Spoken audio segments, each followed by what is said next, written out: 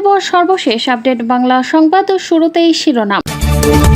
ত্রয়োদশ জাতীয় সংসদ নির্বাচনকে সামনে রেখে জাতীয় নাগরিক পার্টি ও জামায়াতে ইসলামীর নির্বাচনী সমঝোতার প্রভাব পড়েছে মাঠ পর্যায়ের প্রার্থীতায়। এর অংশ হিসেবে কুমিল্লা ৪ আসনে জামায়াত মনোনীত প্রার্থী সাইফুল ইসলাম নির্বাচন থেকে সরে দাঁড়ানোর ঘোষণা দিয়েছেন। এই আসনে এনসিপি প্রার্থী হিসেবে প্রতিদ্বন্দ্বিতা করছেন দলটির দক্ষিণাঞ্চলের মুখ্য সংগঠক হাসানাত আব্দুল্লাহ। জামায়াতে ইসলামী ও তাদের সমমাননা ৮টি দলের সঙ্গে জোটবদ্ধ হয়ে ত্রয়োদশ জাতীয় সংসদ নির্বাচনে অংশ নেওয়ার ঘোষণা দিয়েছে এনসিপি।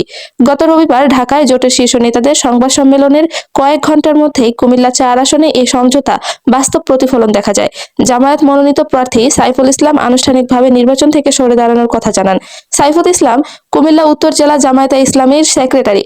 কুমিল্লা ৪ আসনটি এনসিপির মনোনীত প্রার্থী হাসানাত আব্দুল্লাহ নিজ এলাকা। এর আগে ২৩ ডিসেম্বর এনসিপি নেতাকর্মীরা জুলাই শহীদ পরিবারের সদস্যের সঙ্গে নিয়ে হাসানাত আব্দুল্লাহর পক্ষে মনোনয়নপত্র সংগ্রহ করেন। একই সময়ে জামায়াতের পক্ষ থেকেও এই আসনে মনোনয়নপত্র সংগ্রহ করা হয়েছিল। নির্বাচন থেকে সরে দাঁড়ানোর ঘোষণা দিয়ে রোববার রাতে নিজের ফেসবুক আইডিতে দেওয়া পোস্টে সাইফুল ইসলাম লেখেন, আলহামদুলিল্লাহ, কেন্দ্রীয় সংগঠনের সিদ্ধান্ত মেনে নিয়ে নির্বাচন থেকে নিজেকে আড়াল করে নিলাম। আল্লাহ যেন দিন কায়েমের পথে আমৃত্যু টিকে থাকার তৌফিক দান করেন। বিষয়টি নিয়ে তিনি আরো বলেন, সংগঠন থেকে যে সিদ্ধান্ত দেওয়া হয়েছে সেটাকে আমি স্বাগত জানিয়ে নির্বাচন থেকে সরে দাঁড়িয়েছি।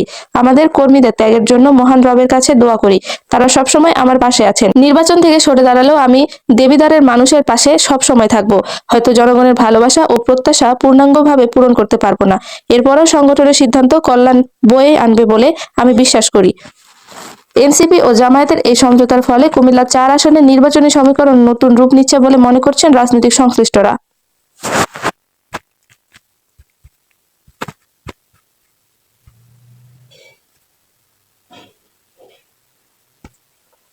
স্বরাষ্ট্র উপদেষ্টা জাহাঙ্গীর আলম চৌধুরী বলেছেন, প্রতিবেশী দেশগুলোর সঙ্গে সীমান্ত সমস্যা সমাধানে কৌশলী হতে হবে।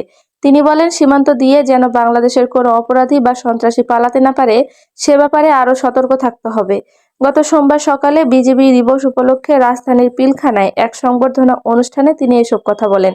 স্বরাষ্ট্র উপদেষ্টা বলেন, সীমান্তে চোকারবাড়িদের আইনের আওতায় আনতে হবে। সীমান্ত দিয়ে যাতে বাংলাদেশের কোনো অপরাধী বা সন্ত্রাসী পালাতে না পারে সে ব্যাপারে আরো সতর্ক থাকতে হবে। সীমান্তের নিষ্ঠার সাথে দায়িত্ব পালন করতে হবে। স্বরাষ্ট্র উপদেষ্টা আরো বলেন, নির্বাচন উৎসবমুখর করা বড় দায়িত্ব। সরকার গ্রহণযোগ্য নির্বাচন উপহার দিতে পারবে বলে আমি আশা করি।